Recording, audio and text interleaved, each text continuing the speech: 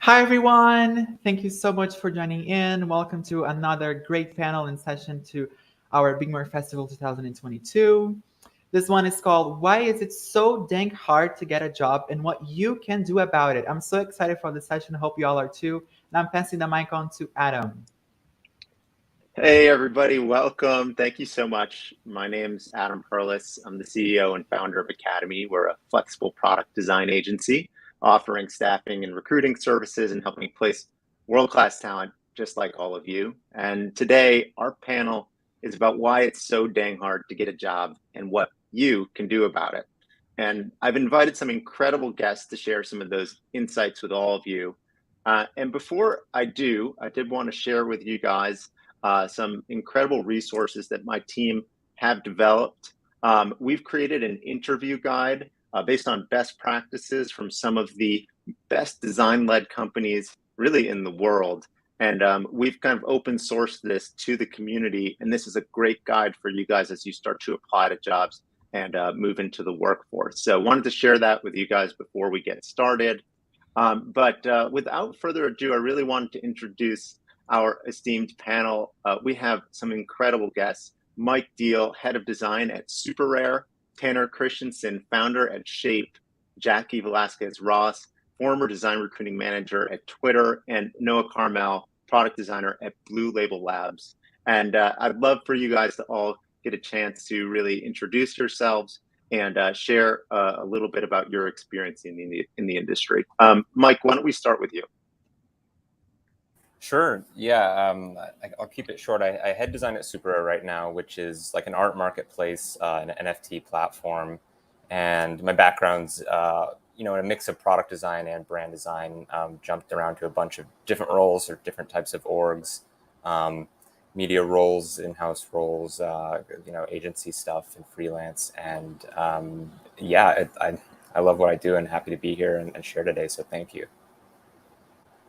Awesome. Tanner, please, why don't you go ahead?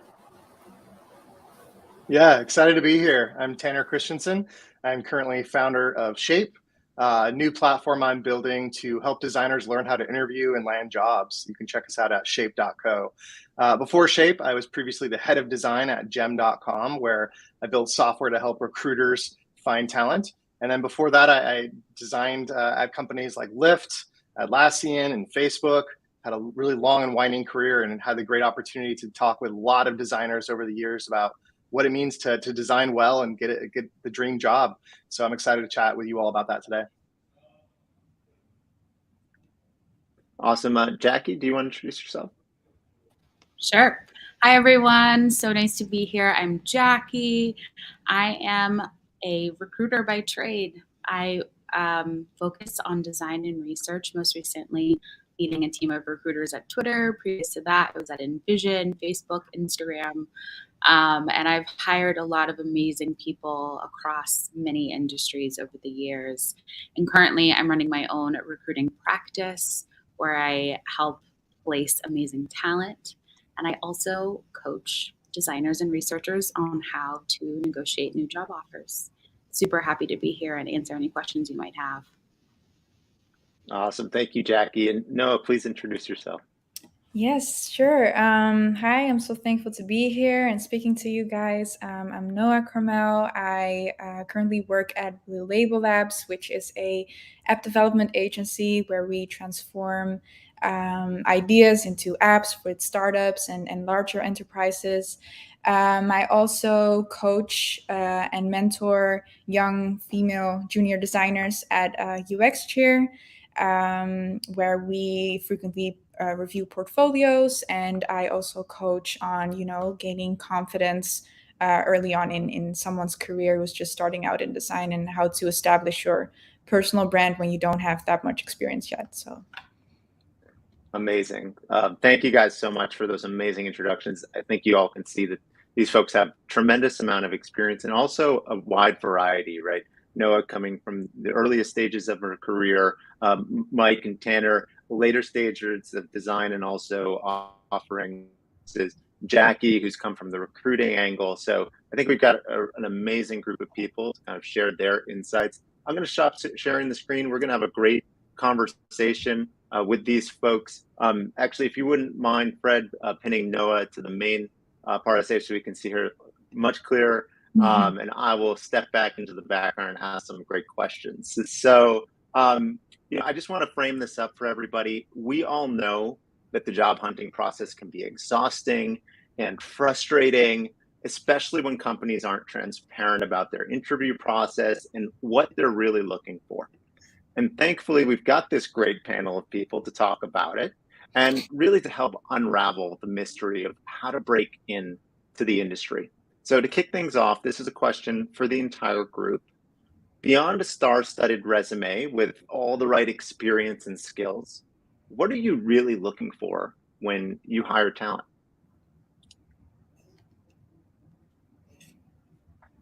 And anybody can chime in. I think some of you guys might be muted. I can't tell. I think this is such a great question. And I think everyone's going to have a different perspective because we all come from different backgrounds. But when I think about hiring beyond the portfolio, when I get on the phone with you, I want to know who you are. I think that's so important. How did you get to where you are today? Right? I think that is so important when we're thinking about hiring. And I want to know more than the soft and the hard skills, right? I want to know your soft skills because every team has their strengths and their weaknesses. And so I'm looking to fill weaknesses. So I want to know who you are, what your strengths are, and if you can fill those weaknesses on the teams that I'm looking to hire for. I love That's a that. great I point. would carry off of Jackie's answer as well and say, not only do I care about where you gain your skills and your life experiences, but I also like to look at where you want to go. What are your ambitions? And can my team, my company help you work towards those ambitions? Because any job relationship, in my mind, it goes both ways, right? You're not there just to help the company and help the business. The company's there to help you as well. So anytime I can get a flavor of kind of where you want to go in your career, and if the company can help with that, that makes things really, really better, I think, across the board. Yeah, I've had some great conversations with folks that I thought were like a great fit, and at some point we dig further into like where they're hoping to go, and it's like, oh, actually, like it seems like the management track is really important to you, and this might not be the best for that, or illuminating just the needs there. Like some other things I often look for.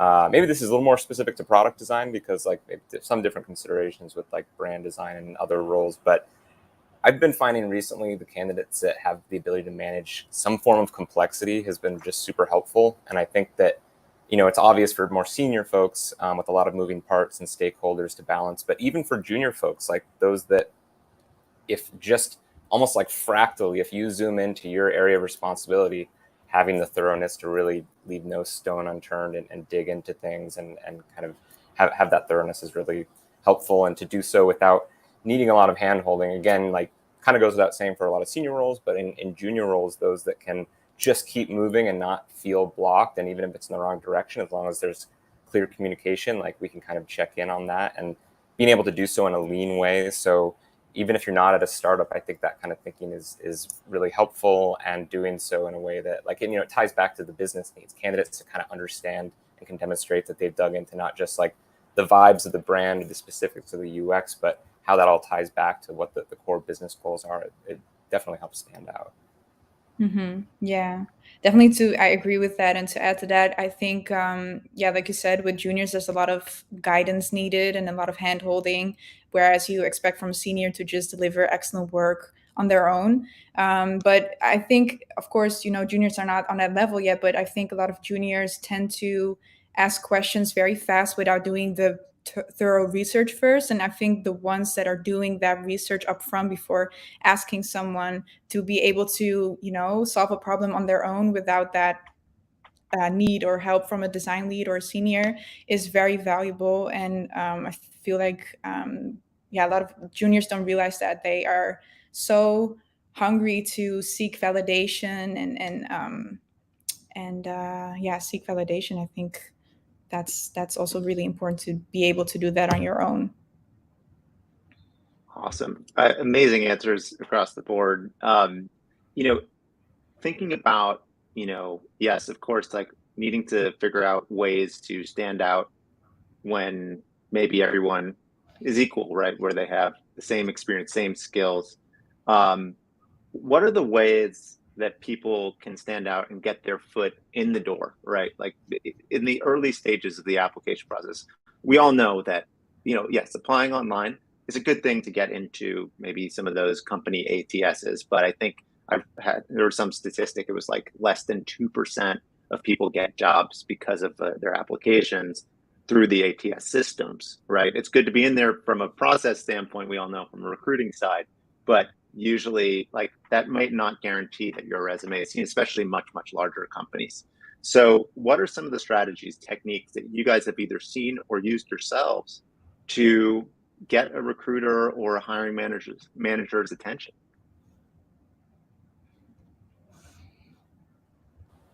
I think I Noah can, kind of, oh, go ahead, Mike. please, Tanner, go for Oh it. yeah, I can. I was going to say, I think Noah kind of alluded to this a little bit, where one way to stand out is do your research. Look into the company, look into the direction that they're going, look into why that role might be a great fit for you, and then use that when you communicate with the company, both in your job application as well as reaching out to the recruiter or the recruiting team at the company and engage with them authentically and naturally. Don't just reach out to them and say, "Hey, I applied. Can you hook me up?" Reach out to them with questions and insights and ideas around the role. That can really help you stand out. Mm-hmm. Yeah. And also, if you are able to like tell them, okay, I see that your business plans are for the next half year to achieve these numbers and this, and I think I can contribute value in this way. I think that's also really helpful if you're able to even answer that question. Yeah. Yeah, I was going to speak to the same thing as just like really, no, just like being able to stand out by showing that you've done the research, like it really digging into the needs of the place. Like I'm still blown away by how few cover letters I get. Like I was taught that was like the thing you do, and like maybe 1 out of every 20 candidates, and then the number that do it, like it's very few that actually have something custom rather than just switching out the name of the company. And it really goes a long way. There's folks that I've talked to or seen the cover letters, I was like, this is not the right fit at all, but I still felt compelled to reach out to them and even give them feedback on why, because it just felt like they did the work to come to me. And I think being on the other side of it and trying to look for jobs, I get that there's like a balance of quality over quantity. Like you want to kind of do a scatter shot, not put all your eggs in one or two baskets. But I've actually found a lot of success from that. Like for the jobs that I haven't been able to get in the past, aside from the privilege that got me there, it was just like, I went kind of all in, like in really making sure that I got in front of them by doing full research and preparing something. And they kind of couldn't ignore me at that point, just at least to get in the door and have the conversation. So I always encourage people to try to keep that mind of quantity over quality, or quality over quantity in mind. So I want to add a couple of gems in here for you all. I'm going to be super honest with you. Big companies like the FANGs, they're not looking at your application. They literally are not. There are so many people who apply to these jobs, and there are not enough people. There are not enough recruiters, sourcers to review all of the applications. Maybe someone might go in there every once in a while and like take a look. And maybe you'll get, like, it's the percentage is so low that you will get a response. Most of the FANGs, I will say this specifically, or just like large companies, they're going to be looking for you. And so the way to stand out, I would say, is like everyone is saying, is like you have to customize and you have to find the right people to talk to. So you find someone like me or anyone on this panel and you send them a very customized message, and you, like everyone said, do your research. And honestly, what I love to see is someone just be themselves and have that come through in the message. I get these messages all the time, and when they're really good, and I see the care and the time they put into a message, I always respond. Whether it's like I can help you or I can't help you, I'll point you in the right direction. But I think a great way of getting in front of someone is reaching out to the recruiter, reaching out to the head of design or research, finding someone who has the job that you want and reaching out to them. So many times designers refer other designers. So if you can get a foot in the door that way, that's an amazing way to get into some of these companies. And again, I want to emphasize this, be yourself. Just be yourself, because that's what we really want to see. Yeah, that also Those- ties in, being comfortable in your own personal brand and having that confidence. Because I feel like a lot of, I did it too when I was a junior myself. I was kind of holding up this image that I was someone else that I really wasn't, and it's not really attractive to recruiters and hiring managers. Yeah. Yeah, because we can tell. We can Yeah, tell. exactly. You can tell. And also, I will also say, because I've been working with someone recently who's really eager to move into design, and I'm so excited for them, and we're working on that, but they're almost a little bit, sometimes it can come off desperate as well. So I would encourage you all to not get to that space. Like, you may be junior or you may be a career changer, but you have skills and you have value, and companies need that. So be yourself, put your best foot forward, be humble, but like, they're going to pay you to do a job. So yeah. don't sell These are yourself. yes, agreed. And these are amazing insights. I think, like, the message is loud and clear, taking that very direct approach and focus where you're personalizing each message that's going out and really trying to tap into who is the audience on the other side, right? Who is really the person you're talking to? What makes them tick? And if you can, I think, hook into that, I think that's a great way to really capture somebody's attention. Especially, there's a lot of different topics you can cover. You could research them on social media. Maybe they share things that are of interest to them that you can connect on. Maybe it's particular to their company and some of the goals you've heard about that they're trying to achieve that you would like to equally help them achieve. There's just like a lot of different strategies that you can take. And but the message here is loud and clear: personalize, personalize, personalize. One of the things I want to note is the thing that you should not do, which is send somebody a message with nothing more than like a link to your resume and your portfolio and say, I'm looking for a job. That is a really bad idea. Exactly. Like, thumbs down. So my question to the group is, what are other things that people can do to hurt their candidacy when trying to get a job? I think one thing that really stood out from what we just talked about that Jackie mentioned is that desperation. Anytime you convey desperation, it's a really negative impact. And I want to be clear here. Hiring managers, recruiters, we understand you need a job. Like, you have to pay your bills, you want to grow in your career. We totally get that. But desperation is a turnoff in that it signifies to us like you're looking for any job, not just our job, not just our company and what we can offer and what you can offer us, but you're kind of just saying, I'll take any job. And that's not the best thing. So you want to convey a sense of like, I do care. I care about this role. I care about this team. That's much more helpful. And I would say that's so good. And I would say on the flip side of that, when I engage with candidates who are very apathetic, that's also like not a good thing. So when people aren't prepared for a conversation, like we scheduled a time to talk at 12 noon and then you're like not ready to talk on the phone, right? Or you get on the phone and you're like, oh, I don't really need this job. Like, I don't know. I'm not sure. Yeah, no, that does not go over well.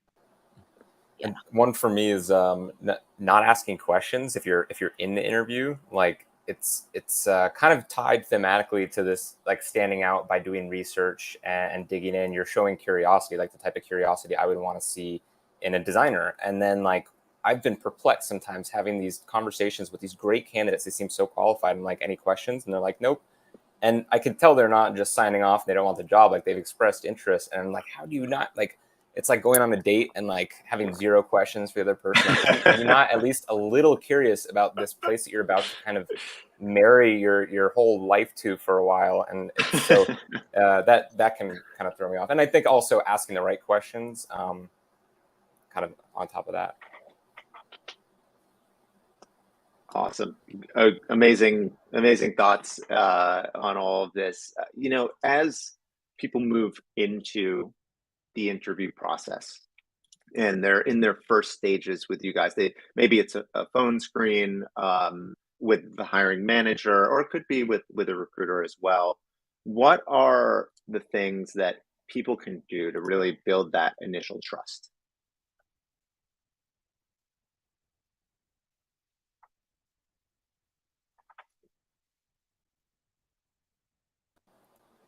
I have nothing new to add except just the asking questions and, you know, doing your homework for me, not to just harp on previous themes, but like that I think really does go a long way in kind of building rapport. Also just being transparent about what you're doing and what you've already done. You don't want that hiring manager to later find out that you lied about something. I mean, that's really hurting your credibility. So I think, being transparent. Yeah, it's back to the authenticity theme too. Just be real. Absolutely. Yes.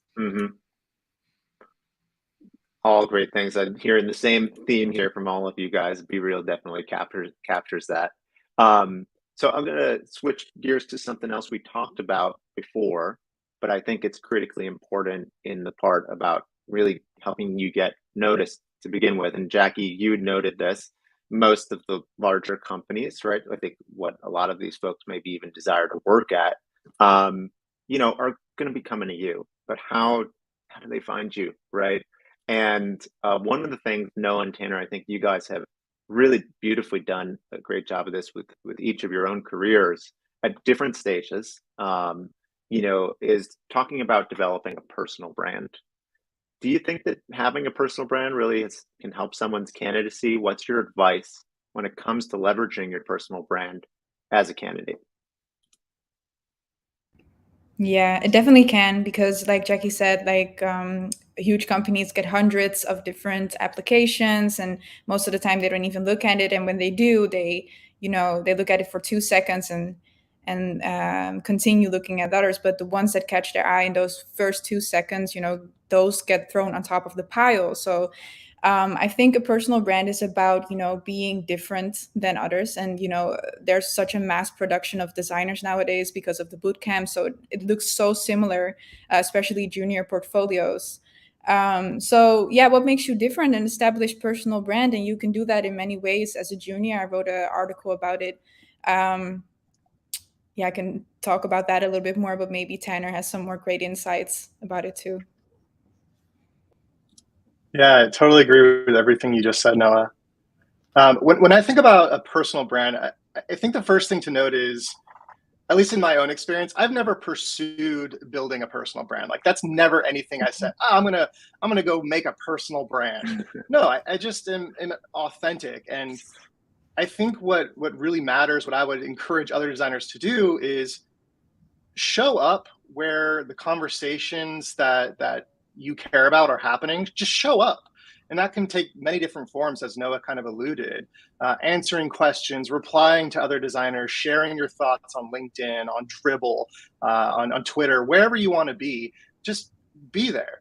And what that does is it does develop some sense of a brand, but it also does a lot of other things for you. It increases the size of your network, which is probably one of the most important things you can do when it comes to finding a job. In my own personal experience, my reputation precedes me. Like, anytime I talk to a recruiter, they're like, oh yeah, we know about you. We've seen your stuff. The other thing it does is, if I'm a hiring manager or a recruiter and I'm looking to interview you, I can go on these social feeds, I can go to your profile, and I can already get answers to some of the questions I might have for you. What kind of things do you value in design? What kind of things do you tend to think about? What can you contribute to my team? I'll already have some sense of those things about you. The last thing that I'd say that being a participant can do for you is it just gives you some kind of authority. And that's such a touchy subject. I don't want to say like it gives you the ability to be an expert per se, but showing up and engaging it reflects on how you think about design and your role and the space. And that makes you an authority of sorts. And so I think that's empowering. One thing for me, as someone who's not as skilled or comfortable kind of building a personal brand, I still, when I see candidates with this stuff, they almost always get bonus points for me. And I think it, like, it often signals kind of an understanding of the brand or marketing side if you're like going for a product design role. But I really want to emphasize, like Tanner's point around, it's not about building the brand. I mean, it's about authenticity, and it's not about like follower numbers. Like for me, one thing that is related that stands out, and that's also been helpful for me in getting jobs, is just like making side projects and posting them. It's not about getting out there and being a thought leader. It's just showing that you love creating things so much, you're so driven, you can't even help it on the side, pursue your passions and have them manifested in something that you share out there. So that's like, if you're not one to get out there and be the personal brand type, side projects I think can really help stand out too. Yeah, and just to add to what Tanner said, like a personal brand. Yeah, I didn't thought exactly like, okay, I'm gonna, like you said, I'm gonna create a personal brand. It's kind of funny you're saying that, but it's just, and I also talked to Adam about this, being able to put yourself out there, put your work out there, your content. A lot of juniors come straight out of a boot camp, create a portfolio, resume, send it out without even creating value first. So I really feel like, creating content, putting yourself out there, people are going to notice you, hiring managers are going to come to you. And sometimes it's just important to, take a step back and create that value first before you apply to all of these jobs, because it's going to be very exhausting being rejected all the time. Yeah, I couldn't agree more. And no, we talked a little bit about this, that not being afraid to also share your work. I Yeah. know personally, as a junior designer, I was always terrified to put my work out there. And as I started to do it, actually, look, virtually no one said it was bad, first of all. No one would actually say that. That is just flat out mean, first of all. Second of all, there were actually some people out there that really liked it, and they gave me great feedback, and it was really encouraging. And then third was that it gave me an opportunity to go out there and elicit feedback from people and ask them, which, as of course, designers, this is like our job, first of all, right? We need to do our own user research. And so I think it's really, really important to, one, be able to put your work out there. Two is, yes, coming out of these boot camps, and I know there's a question about this, coming out of these boot camps, sometimes, everyone's got the same portfolio. You got to stand out, right? Which means come up with a project. Maybe there's an app that, maybe it's even the job that you want to apply for, where they have a feature that they built that you actually think could be improved. Go ahead and redesign that feature, show the research process, do it on your own, right? Or maybe come up with an idea for a startup and build out your own kind of app, even if it's just a prototype, right? These are the different things you can do to stand out when in the absence of not having client work to be able to showcase in your portfolio, but it will land you an awesome job somewhere, because someone's going to be able to see the work you are capable of doing. So just wanted to share that little tidbit. I'm going to move on to another subject altogether. This is to the group. As hiring managers, our personal networks and communities can be a little limiting, frankly. And when we're trying to serve this really diverse set of candidates, who might we know, or who might not know about our open roles in general? What strategies are you guys using to be able to attract diverse talent? And how can that talent also equally find you?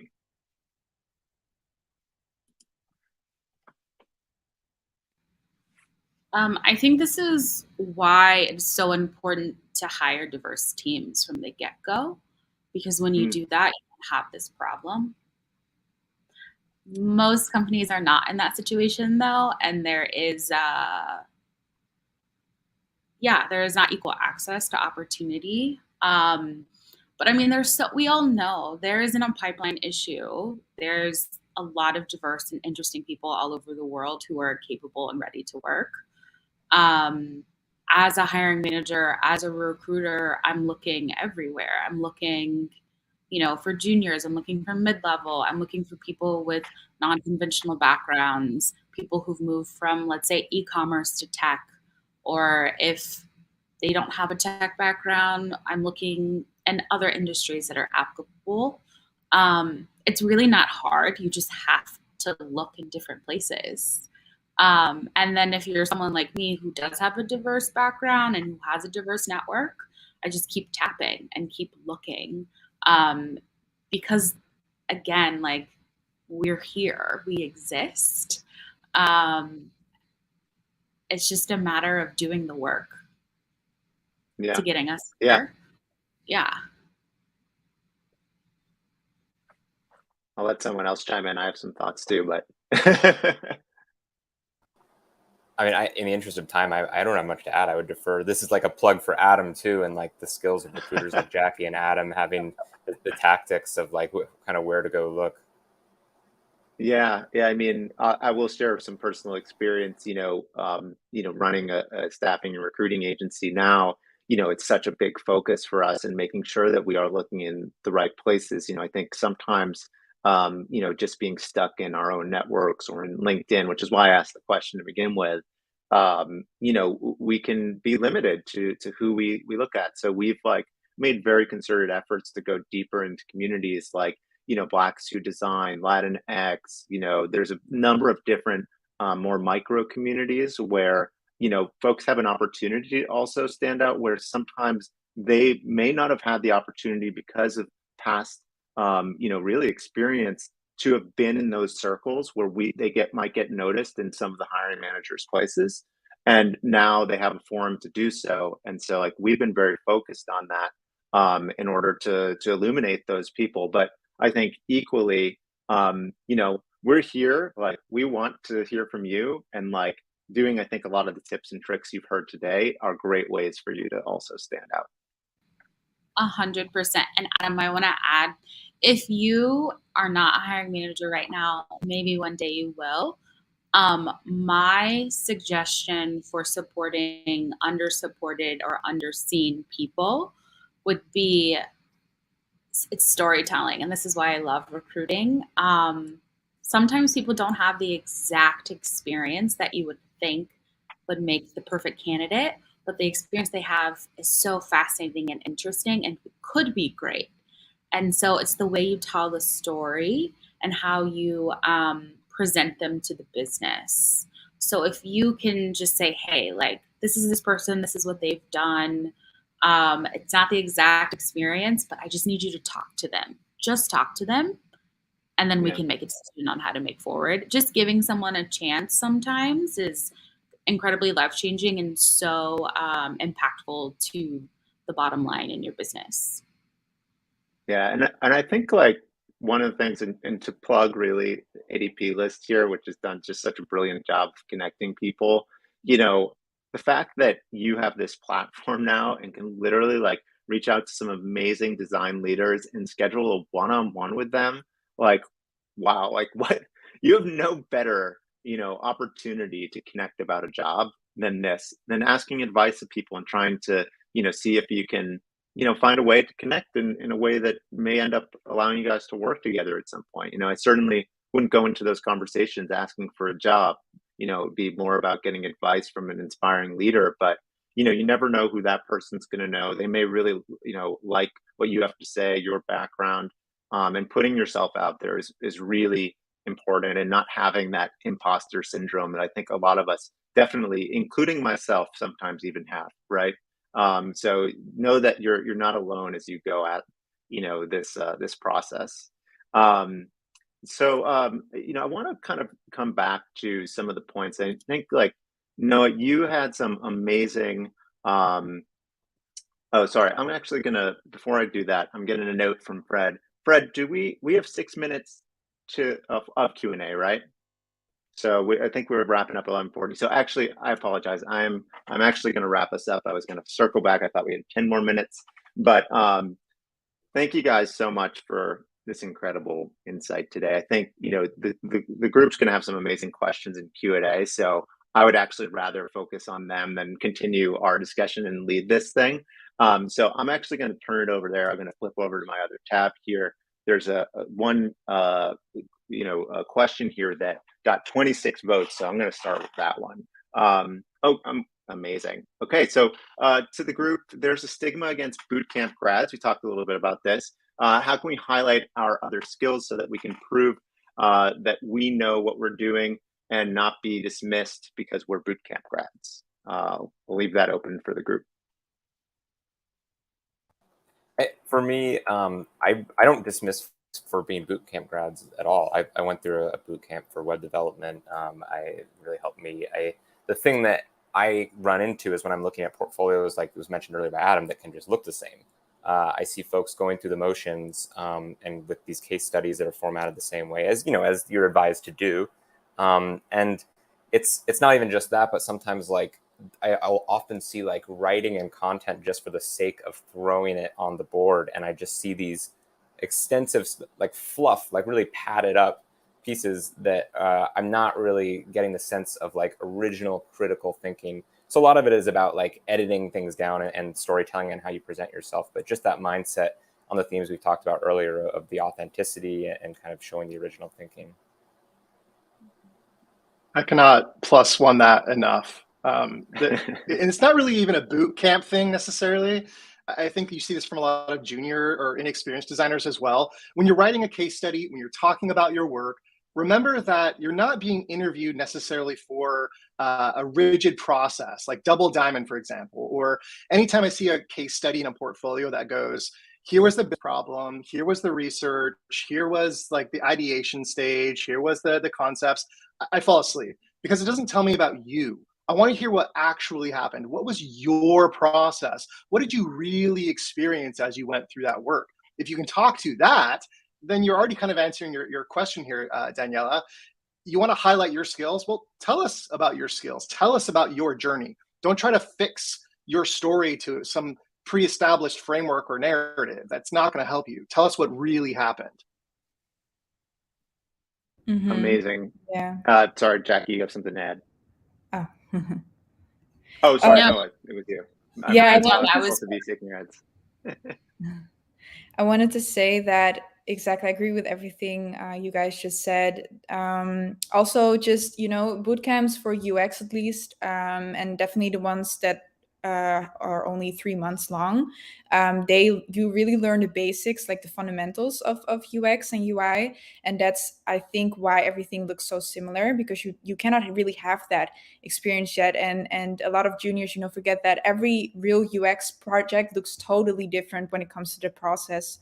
It's really hard to fit a real UX process in that classical design thinking, research, prototype, etc. process. So make sure that it's really fit to the needs of your project, the business needs, etc. And really use those fundamental basics to keep growing as a designer. Do research at how senior designers are doing their case studies. I think that's very helpful. But use those bootcamp skills, those basic skills, to grow further in your career. Amazing. I know there's a number of questions here. I'm reading through them, and it actually looks like a lot of them have, I think, mostly been answered by our chat today. So I actually have one really important question for the group that I think will resonate with the audience. Breaking into the industry can be demoralizing. It can be exhausting. What advice would you give people who are burnt out trying?